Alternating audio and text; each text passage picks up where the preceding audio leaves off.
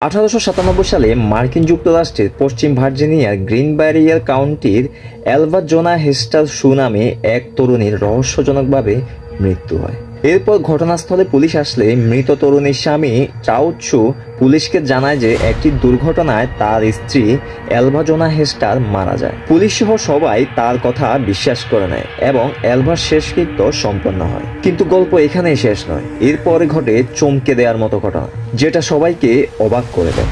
এলভার মৃত্যুর পর তার আত্মা তার মায়ের কাছে আসে এবং সে তার মাকে জানায় যে সেই দুর্ঘটনায় মারা যায়নি, তাকে শ্বাসরোধ করে হত্যা করা হয়েছে এবং তাকে যে হত্যা করেছে সে আর কেউই নয়, সে হচ্ছে এলভার স্বামী চাও চু। এরপর এলভার মা পুলিশকে এই সব কথা জানায় এবং পুলিশ তদন্ত শুরু করে। পোস্টমর্টেম করার পর সত্যিটা বেরিয়ে আসে, যেটা এলভা মৃত্যুর পর তার মাকে এসে বলেছিল। পোস্টমর্টেমে দেখা যায় এলভার ঘাড় ভাঙা ছিল। এরপর স্বামী চাও চুকে গ্রেপ্তার করা হয় এবং বিচার শেষে আদালত তাকে দোষী সাব্যস্ত করে। আজও এলভা জোনা হেস্টার শু ইতিহাসে দ্য গ্রিন বায়ার ঘোস্ট নামে পরিচিত এবং একমাত্র আত্মা যার সাক্ষ্যে হত্যার বিচার করা হয়েছে। আপনারা কি কখনো ভূত দেখেছেন? কমেন্ট করে অবশ্যই জানাবেন। ধন্যবাদ।